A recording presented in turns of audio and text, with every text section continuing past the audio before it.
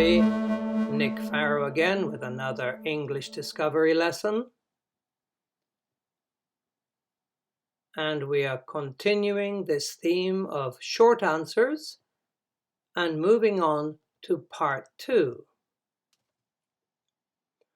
Let's begin with a check of the vocabulary for this lesson. That's the grammatical subject we're talking about here. And of course, a verb is grammar too. Social is not grammar, but it's an important word for this lesson. If you need to, just pause the video and check your dictionary. We have one more slide of vocabulary.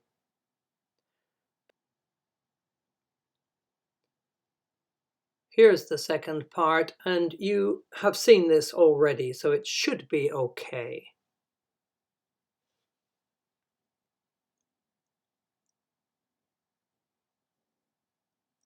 All right, we're going to begin with one point that we did not cover in the first video.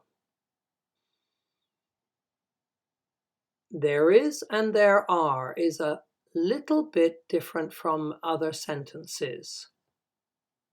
The topic of this sentence is a train station, but the grammar subject is there. You can see it in the answer also. If you want to study about there is and there are, you can check other videos that I've made on this topic. You can see the same pattern here for more than one thing. There are. However, the pattern is the same as we studied in the first video.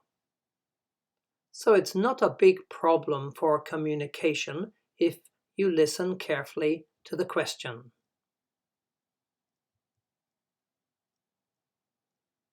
Let's do a quick review of the grammar. And you can see that this is really important, learning the 3 verb types, which will help you understand English better. So these are the 3 types we've already studied. These sentences using the verb to be come out very simple. My sister is busy. The food was great. The dogs are smart. These are examples of the verb to be. The next one, which is important, is here the main verb. Open, wait, drive. That's in red.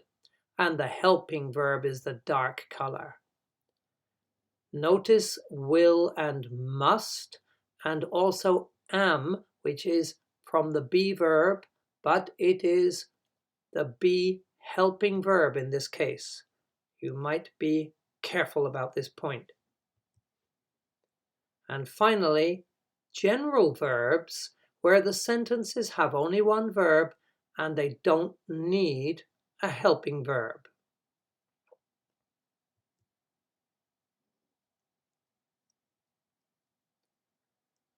One more look at some examples, and then we're going to change to the question and short answer form. Are you a student? Yes, I am. That's a clear, nice, simple question with the verb to be and a short answer. Can he speak English? Yes, he can. It's pretty easy to understand. With the general verb, you have to be more careful. Already, you can see in the question, we have do. And in the past tense also, we have the verb do. This is the helping verb, and it's not there in the main sentence. This is something we have to be careful about. Have we finished? No, we have not. There's a little bit of practice now, and you'll be listening and speaking. I hope you can speak out loud. If you're at home, then please speak.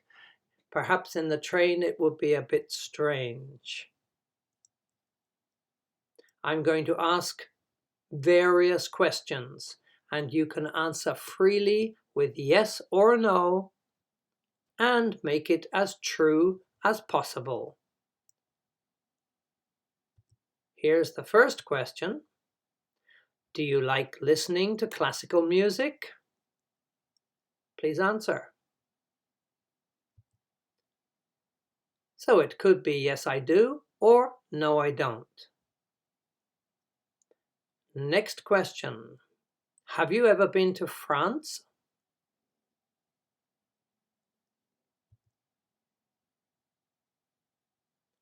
Yes, I have, or no, I haven't. The next one has only one possible answer. Is the sun bigger than the earth? For sure, it's much bigger. Next one is a personal question. Do you have a smartphone?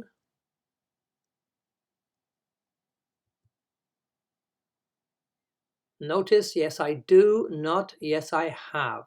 It's important. One more. Are you studying English right now? That has to have only one answer, of course.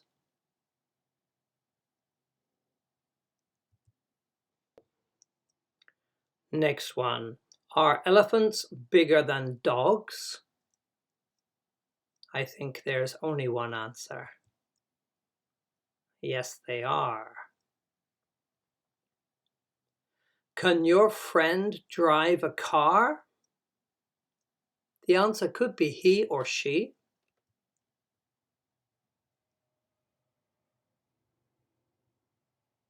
Okay. Two more. Are you a university student?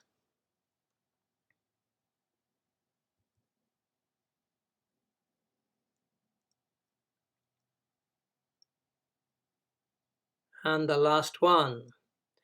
Is this lesson very useful?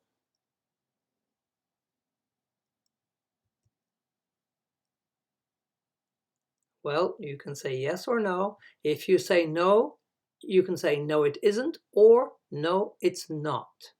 Both are correct.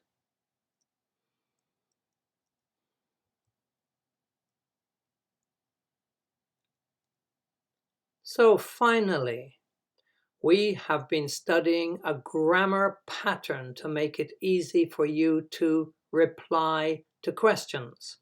However, in natural conversation situations, many times we have to think about human relationships. We have to think about correct social communication. Here's a question which is probably asked in the street to a person you don't know, and this answer is very cold. But here is a nice, friendly, warm answer, which is easy for the other person to hear.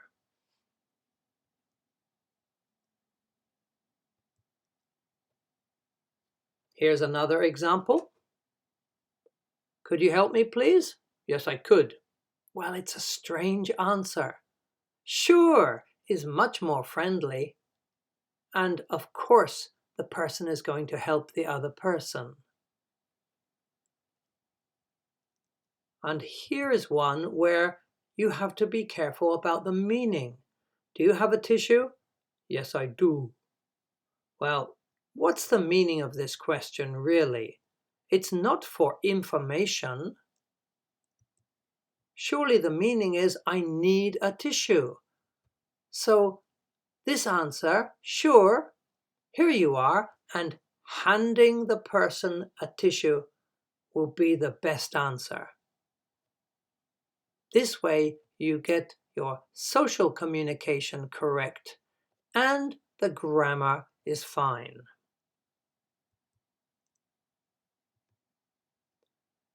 finally. Hey John, do we have classes tomorrow? No. Well, the answer may be correct, but it's much more positive and polite to give more information. No, we don't. Tomorrow's a holiday. Ah, right. Thanks. Now that's a conversation.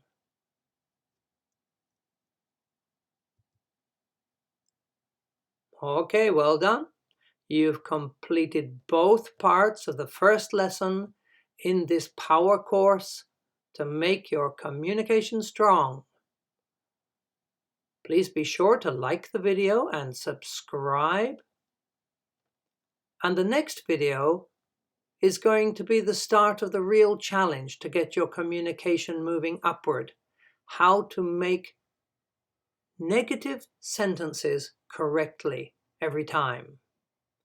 I hope to see you in the next video.